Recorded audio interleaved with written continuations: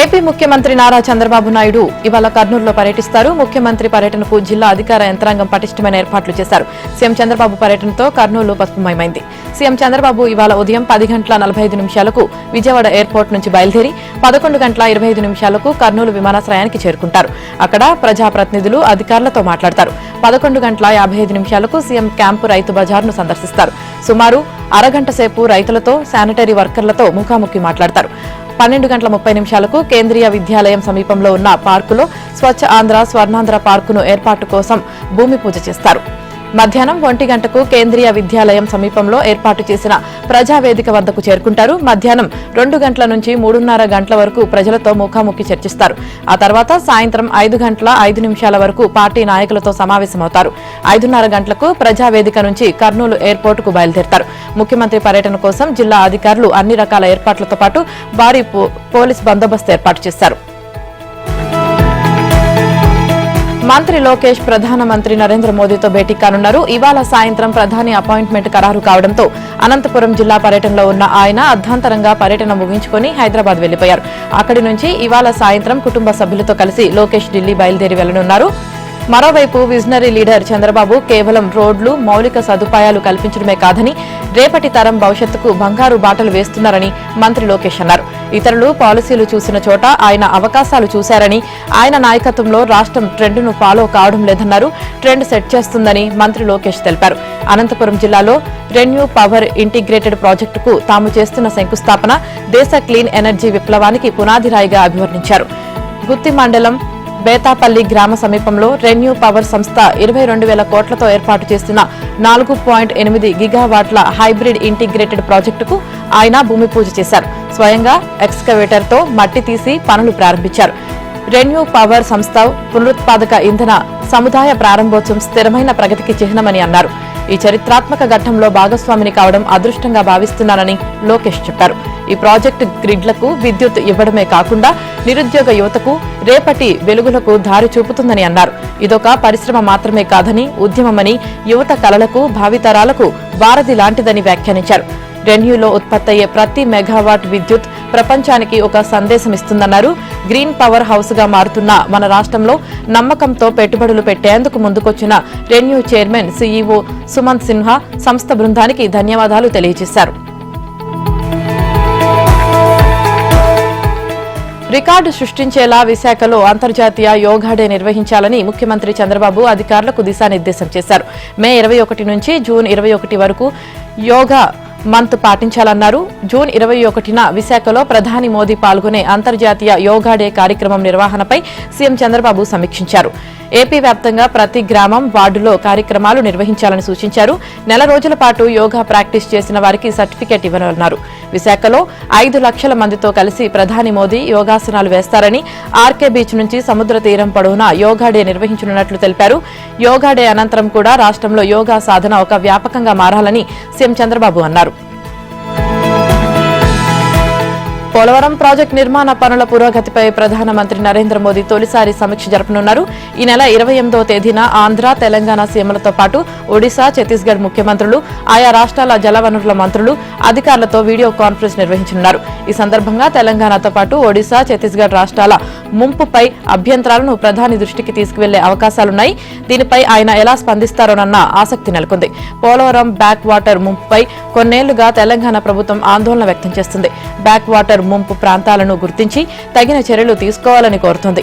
AP అందించిన data ప్రకారం Polavaram project authority వెనువెంటనే క్షేత్రస్థాయిలో సర్వే చేసి వాస్తవాలు నిగ్గుతేల్చి రక్షణ చర్యలు తీసుకోవాల్సిన అవసరం ఉందని తెలంగాణ కోరుతోంది.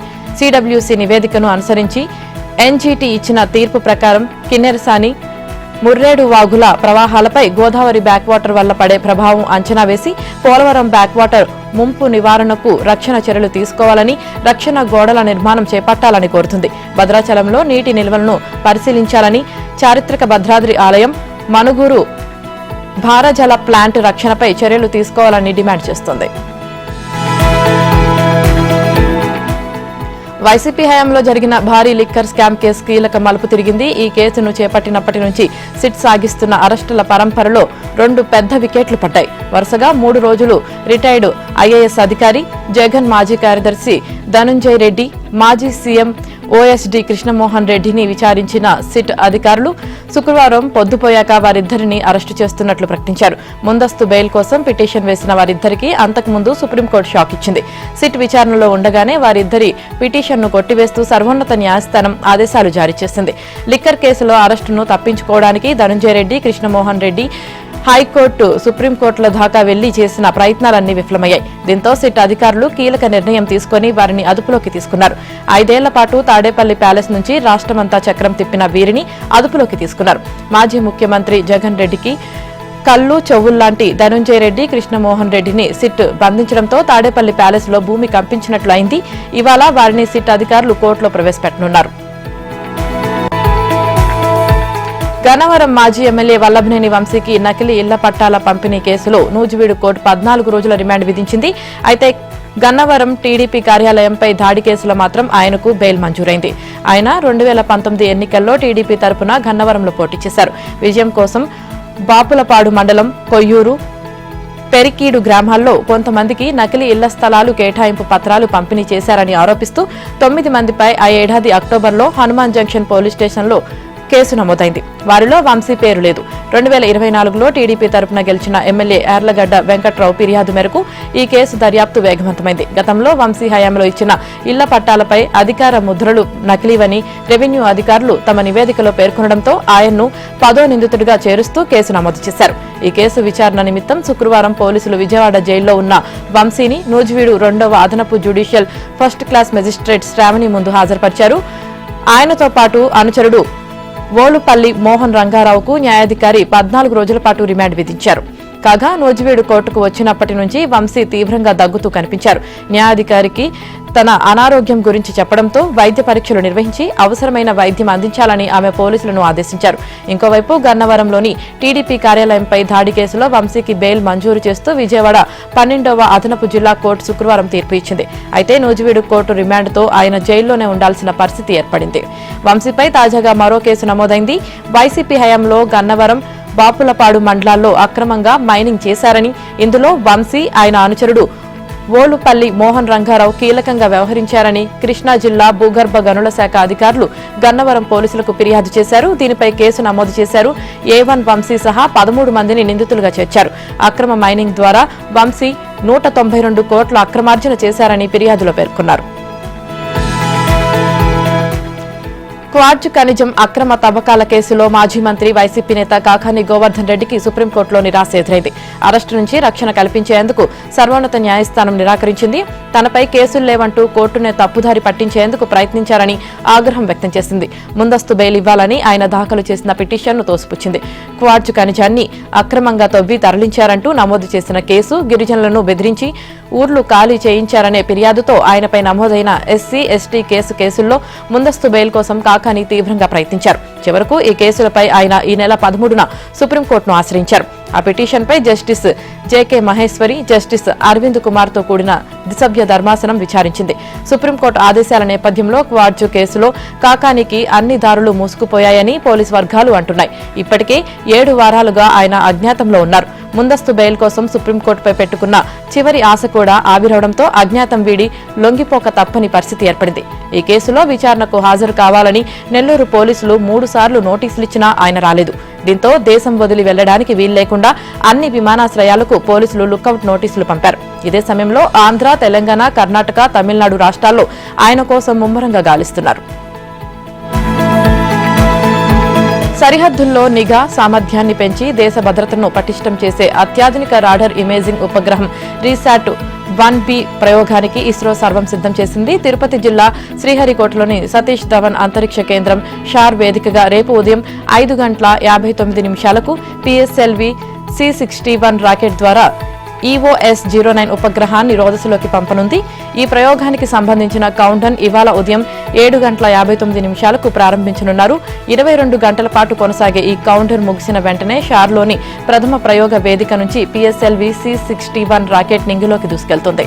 4 దశల అనుసంధాన పనులు పూర్తి చేసుకుని ప్రయోగ వేదికపైనున్న PSLV C-61 రాకెట్ కు శాస్త్రవేత్తలు తుది పరీక్షలు నిర్వహించారు. ఇక PSLV C-61 రాకెట్ నమూనాను ఇస్రో చైర్మన్ నారాయణన్ శ్రీవారి పాదాల వద్ద ఉంచి ప్రత్యేక పూజలు నిర్వహించారు. అలాగే సూళ్లూరుపేటలోని చెంగలామ పరమేశ్వరిని నారాయణన్ శాస్త్రవేత్తలతో కలిసి దర్శించుకున్నారు. PSLV C61 ప్రయోగం విజయవంతం కావాలని అమ్మవారికి పూజలు చేశారు. ఉత్తరాంధ్రకు ఆనుకొని పశ్చిమ మధ్య బంగాళాఖాతం, ఆగ్నేయ బంగాళాఖాతంలో వేర్వేరుగా ఉపరితల ఆవర్తనాలు కొనసాగుతున్నాయి. వాయువ్య భారతం నుంచి కోస్తాంధ్ర వరకు పొడిగాలులు వీస్తున్నాయి. వీటి ప్రభావంతో రాష్ట్రంలో ఓవైపు ఎండలు, ఉక్కపోత, మరోవైపు ఈదురుగాలులతో వర్షాలు కురుస్తూ భిన్న వాతావరణం నెలకొంది. వర్షం కురిసిన ప్రాంతాలు మినహా మిగిలిన ప్రాంతాల్లో ఎండ తీవ్రత, ఉక్కపోతకు జనం అవస్థలు పడ్డారు. నిన్న రాయలసీమ, కోస్తాలో పలుచోట్ల ఈదురుగాలులతో వర్షం కురిసింది. రాత్రికి ఎక్కువ చోట్ల పిడుగులతో వర్షాలు, 2-3 చోట్ల భారీ వర్షాలు కురుస్తాయని వాతావరణ శాఖ హెచ్చరించింది. ఇవాళ కోస్తా, రాయలసీమలో ఎక్కువ చోట్ల పిడుగులు, ఈదురుగాలులతో వర్షాలు, ఉత్తర కోస్తాలో 2-3 చోట్ల భారీ వర్షాలు కురుస్తాయని పేర్కొంది. ఆ తర్వాత 2 రోజుల్లో రాయలసీమలో ఎక్కువ చోట్ల వర్షాలు కురుస్తాయని తెలిపింది. ఎండ తీవ్రత, ఉక్కపోత కొనసాగుతుందని, మధ్యాహ్నం సమయంలో ఆరుబయట పనిచేసే కార్మికులు, వ్యవసాయ కూలీలు తగిన జాగ్రత్తలు తీసుకోవాలని సూచించింది. హైదరాబాద్లో డేటా సిటీ ఏర్పాటు చేయనున్నామని ముఖ్యమంత్రి రేవంత్ రెడ్డి ప్రకటించారు. గ్లోబల్ కేపబిలిటీ సెంటర్ల హబ్గా హైదరాబాద్ దేశంలో అందరి దృష్టిని ఆకర్షిస్తుందని, భవిష్యత్తులో డేటా సెంటర్ల హబ్గా మారబోతుందని తెలిపారు. రాష్ట్రంలో ప్రభుత్వం చేపట్టిన అభివృద్ధి పనులు, ప్రతిష్టాత్మక ప్రాజెక్టులతో రాబోయే 3 ఏళ్లలో విద్యుత్ డిమాండ్ భారీగా పెరగనుందని, భవిష్యత్తు అవసరాలను ముందస్తుగా అంచనా వేసి అందుకు అనుగుణంగా ప్రణాళికను సిద్ధం చేసుకోవాలని అధికారులకు నిర్దేశించారు. ఉప ముఖ్యమంత్రి మల్లు భట్టి విక్రమార్కతో కలిసి విద్యుత్ శాఖపై సీఎం సమీక్ష చేశారు. ఈ ఏడాది అత్యధికంగా 17,162 మెగావాట్లకు విద్యుత్ డిమాండ్ చేరుకుందని, 2025-26లో 18,138 మెగావాట్లకు, 2034-35 నాటికి 31,808 మెగావాట్లకు డిమాండ్ పెరుగుతుందని అధికారులు ముఖ్యమంత్రికి నివేదించారు. మునుపెన్నడూ లేని విధంగా రాష్ట్రానికి వెల్లువెత్తిన పెట్టుబడులు రాబోయే రోజుల్లో తెలంగాణలో జరగబోయే పారిశ్రామిక అభివృద్ధిని దృష్టిలో ఉంచుకొని భవిష్యత్తు ప్రణాళిక ఉండాలని సీఎం రేవంత్ నిర్దేశించారు. పరిశ్రమలతో పాటు గ్లోబల్ కేపబిలిటీ సెంటర్లు, డేటా సెంటర్లు, సాగునీటి ప్రాజెక్టులు, మాస్ ట్రాన్స్పోర్టేషన్స్ దృష్టిలో ఉంచుకొని పునరుత్పాదక విద్యుత్పై దృష్టి సారించాలన్నారు. కొత్తగా అమల్లోకి తెచ్చిన clean and green energy policy అమలుపై దృష్టి సారించాలన్నారు. విద్యుత్ ఉత్పత్తిలో ప్రఖ్యాతిగాంచిన ప్రపంచ దిగ్గజ సంస్థలకు అవకాశం ఇవ్వాలని సూచించారు. అంతకుముందు హైదరాబాద్ నుంచి మక్కాకు బయలుదేరిన హజ్ యాత్ర ప్రయాణికుల బస్సును ముఖ్యమంత్రి రేవంత్ రెడ్డి జెండా ఊపి ప్రారంభించారు. తెలంగాణలో అకాల వర్షాలు కురుస్తున్నందున తడిసిన ధాన్యాన్ని కూడా కొనుగోలు చేస్తామని మంత్రి ఉత్తమ్ కుమార్ రెడ్డి చెప్పారు. ఈ విషయంలో రైతులు ఆందోళన చెందాల్సిన అవసరం లేదని, ప్రభుత్వం అండగా ఉంటుందని హామీ ఇచ్చారు. తడిసిన ధాన్యాన్ని కూడా కనీస మద్దతు ధరలకు కొనుగోలు చేయాలని అధికారులను ఆదేశించారు. కలెక్టర్లు క్షేత్రస్థాయిలో పర్యటిస్తూ కొనుగోలు ప్రక్రియను పర్యవేక్షించాలన్నారు. ధాన్యం కొనుగోలు పురోగతిపై కలెక్టర్లతో వీడియో కాన్ఫరెన్స్ నిర్వహించారు. యాసంగి సీజన్లో ఇప్పటి వరకు 50 లక్షల మెట్రిక్ టన్నుల ధాన్యాన్ని కొనుగోలు చేసినట్లు మంత్రి ఉత్తమ్ వెల్లడించారు. రాష్ట్ర వ్యాప్తంగా 60.14 లక్షల ఎకరాలు సాగు చేయగా ధాన్యం దిగుబడి అంచనా 130 లక్షల టన్నుల వరకు ఉంటుందన్నారు. 70 లక్షల టన్నుల ధాన్యం కొనుగోలుకు ప్రణాళికలు రూపొందించుకున్నట్లు తెలిపారు.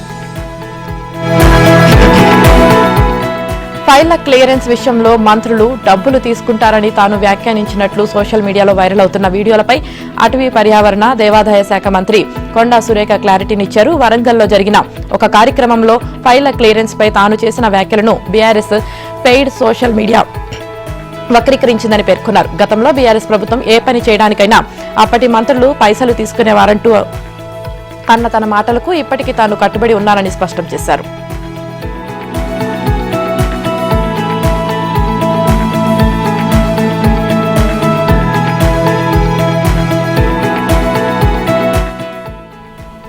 కేసీఆర్ మానస పుత్రిక మిషన్ కాకతీయ పథకంలో అవినీతిని కమిషన్ కాకతీయ అని నాటి మంత్రి నాయిని నరసింహారెడ్డి బయటపెట్టలేదా అని ప్రశ్నించారు.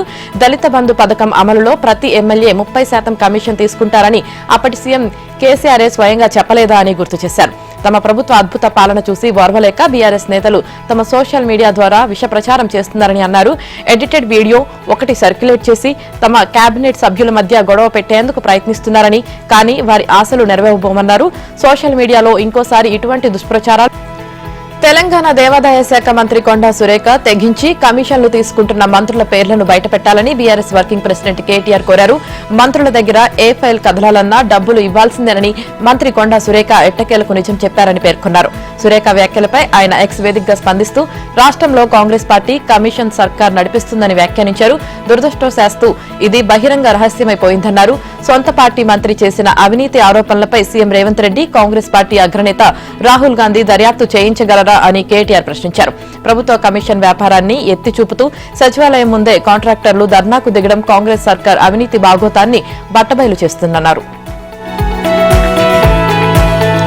పాకిస్తాన్ అంటే ఉగ్రవాదాన్ని తయారు చేసే ఫ్యాక్టరీగా ప్రపంచ దేశాల ముందు దోషిగా నిలబెట్టామని కేంద్ర మంత్రి కిషన్ రెడ్డి చెప్పారు. ఉగ్రవాదంపై గట్టి చర్యలు తీసుకుంటున్నామన్నారు. మానవత్వానికి హాని చేసే వారిని వదిలిపెట్టమని తెలిపారు. ఆపరేషన్ సింధూర్ ద్వారా ఉగ్రవాదానికి భారత్ సైన్యం గుణపాఠం చెప్పిందని పేర్కొన్నారు. ఆపరేషన్ సింధూర్ తాత్కాలికంగా మాత్రమే నిలిపివేశామన్నారు. పహల్గాం ఉగ్రదాడి తర్వాత 15 రోజుల్లో ఆపరేషన్ సింధూర్ ద్వారా పాక్ ఉగ్రవాద స్థావరాలపై దాడి చేసి ప్రతీకారం తీర్చుకుందని చెప్పారు. కాందాహార్ విమాన హైజాకింగ్, పుల్వామా ఉగ్రదాడి కీలక సూత్రధారులైన ఉగ్రవాదులు యూసఫ్ రవూఫ్, అబ్దుల్ మాలిక్, ముదాసిర్ అహ్మద్ తదితరులందరినీ భారత సైన్యం మట్టుబెట్టిందని తెలిపారు. ఆపరేషన్ సింధూర్లో సైనికుల ధైర్యాన్ని అభినందించేందుకు ఇవాళ హైదరాబాద్లోని ట్యాంక్ బండ్ వద్ద జరిగే తిరంగా యాత్రలో ప్రజలు, విద్యార్థులు, మహిళలు భారీ సంఖ్యలో పాల్గొని సంఘీభావం తెలపాలని ఆయన పిలుపునిచ్చారు. ఈ కార్యక్రమంలో పాల్గొనాలని రాజకీయాలకు అతీతంగా ప్రముఖులందరినీ ఆహ్వానించామని చెప్పారు. కాళేశ్వరం ప్రాజెక్టు నిర్మాణానికి సంబంధించి లోపాలు, వైఫల్యాలపై విచారణ జరుపుతున్న జస్టిస్ పినాకి చంద్ర ఘోష్ కమిషన్ ఈ నెలాఖరులోపు నివేదికను ప్రభుత్వానికి అందించనుంది. మేడిగడ్డ, అన్నారం, సుందిళ్ల బ్యారేజీల డిజైన్, నిర్మాణం, నాణ్యత, నిర్వహణ అంశాలపై ఇప్పటికే విచారణ పూర్తయినందున నివేదికకు తుది మెరుగులు దిద్దే పనిలో నిమగ్నమైంది. కమిషన్ ఇప్పటికే విజిలెన్స్, జాతీయ ఆనకట్టల భద్రతా సంస్థ నివేదికలను పరిశీలించి అన్ని అంశాలను పరిగణలోకి తీసుకుంది. సాంకేతిక, ఆర్థిక, విధానపరమైన అంశాలపై సంబంధిత ఇంజనీర్లు, ఉన్నతాధికారులు, సిబ్బందిని విచారించింది. దీంతో పాటు పత్రాలతో కూడిన ఆధారాలు, వివిధ సమావేశాల మినిట్స్ తమకు చేరడంతో ఇక వాటినే ఆధారం చేసుకుని ప్రభుత్వానికి నివేదిక అందించాలని కమిషన్ నిర్ణయించింది. కాగా విచారణకు మాజీ సీఎం కేసీఆర్, మాజీ మంత్రి హరీష్ రావు, ఈటెల రాజేందర్లను పిలవాలని మొదట భావించిన కమిషన్ ఆ తర్వాత ప్రస్తుత పరిస్థితుల్లో వారిని పిలవాల్సిన అవసరం లేదన్న అభిప్రాయానికి వచ్చినట్లు తెలుస్తుంది. దీంతో నివేదికను త్వరితగతిన సిద్ధం చేసి ప్రభుత్వానికి అందించేందుకు చర్యలు చేపట్టింది. తెలంగాణలో పర్యాటకానికి మిస్ వరల్డ్ పోటీలతో ఊపు తీసుకురావాలని భావిస్తున్న రాష్ట్ర ప్రభుత్వం అందుకు వీలుగా అందాల భామల పర్యాటకులకు ప్రణాళిక రూపొందించింది. అందులో భాగంగా ప్రపంచ సుందరి పోటీదారులను 3 బృందాలుగా 3 ప్రాంతాలకు తీసుకువెళ్లారు.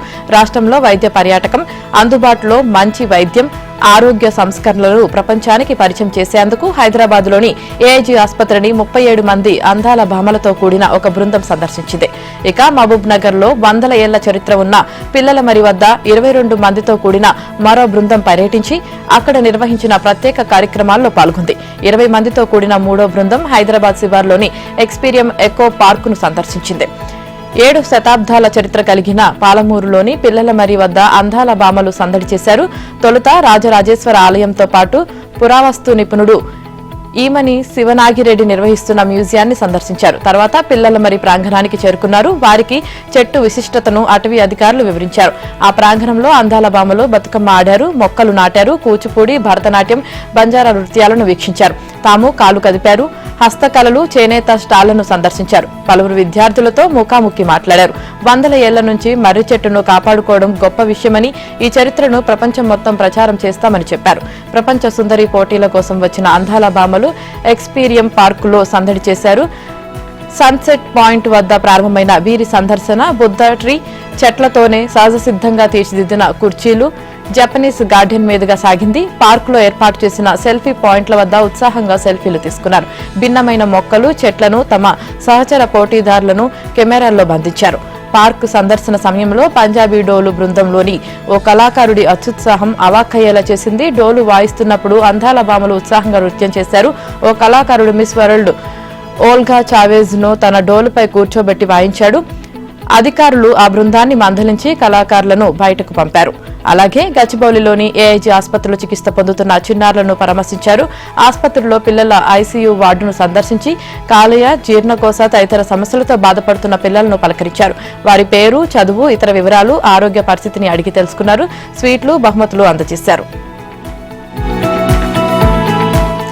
తెలంగాణలోని పలు జిల్లాల్లో శని, ఆదివారాల్లో భారీ వర్షాలు కురిసే అవకాశం ఉందని హైదరాబాద్ వాతావరణ కేంద్రం తెలిపింది. గద్వాల, వనపర్తి, నారాయణపేట, వికారాబాద్, రంగారెడ్డి, మహబూబ్ నగర్, నాగర్ కర్నూల్, నల్గొండ, యాదాద్రి, మేడ్చల్, మెదక్, సంగారెడ్డి, కామారెడ్డి జిల్లాలో మోస్తరు నుంచి భారీ వర్షాలు కురిసే అవకాశం ఉందని పేర్కొంది. మిగతా జిల్లాల్లోనూ తేలికపాటి నుంచి మోస్తరు వర్షాలు పడతాయని వెల్లడించింది. మరోవైపు మహబూబాబాద్ జిల్లా శనిగాపురంలో డోర్నకల్ నియోజకవర్గం వ్యాప్తంగా కురిసిన అకాల వర్షానికి కొనుగోలు కేంద్రాల్లో ధాన్యం తడిసి ముద్దయింది. శనిగాపురంలో కొనుగోలు కేంద్రాల్లోని ధాన్యం రాసులపై రైతులు టార్పాలిన్లు కప్పుకున్న కింద నుంచి వర్షం నీరు రావడంతో ధాన్యం తడిసిపోయింది. కాంటాలు పెట్టినా అధికారులు సమయానికి లారీలు పంపించకపోవడం వల్లనే ధాన్యం బస్తాలు తడిసిపోయాయని రైతులు ఆవేదన వ్యక్తం చేశారు. డోర్నకల్లులో నెలలు గడుస్తున్న కాంటాలు పెట్టకపోవడంతో ధాన్యం తడిసి మొలకెత్తింది. మరికొన్ని చోట్ల కాంటాలు పెట్టిన తర్వాత కూడా ప్రభుత్వం లారీల ద్వారా ధాన్యం తరలించకపోవడంతో ఆ భారాన్ని కూడా రైతులపైనే వేసి అధికారులు చేతులు దులుపుకుంటున్నారు. అధికారులు తక్షణమే స్పందించి ధాన్యం కొనుగోలు కేంద్రాల్లో సరైన వసతులు కల్పించాలని డిమాండ్ చేస్తున్నారు.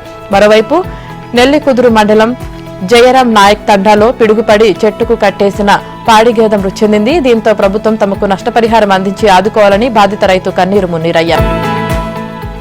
భారత్ ఆపరేషన్ సింధూర్ మొదలుపెట్టగానే పాక్ విచ్చలవిడిగా డ్రోన్లు, స్వల్ప శ్రేణి క్షిపణులతో దాడులు మొదలుపెట్టింది. వాటిని సమర్థవంతంగా ఎదుర్కొన్న భారత్, పాక్ మళ్లీ ఆ పని చేయకుండా ఆ దేశంలోని కీలక ఎయిర్ బేస్లను దెబ్బతీయాలని నిర్ణయించింది. ఇందుకు బ్రహ్మోస్ క్షిపణులు, హారోప్ సూసైడ్ డ్రోన్లు వంటి అత్యాధునిక ఆయుధాలు వినియోగించాలని భావించింది. కానీ పాక్ గగనతల రక్షణ వ్యవస్థలు, రాడర్లు వాటిని గుర్తించి అడ్డుకుంటే నష్టం జరగడంతో పాటు మన లక్ష్యము నెరవేరదని అంచనా వేసింది.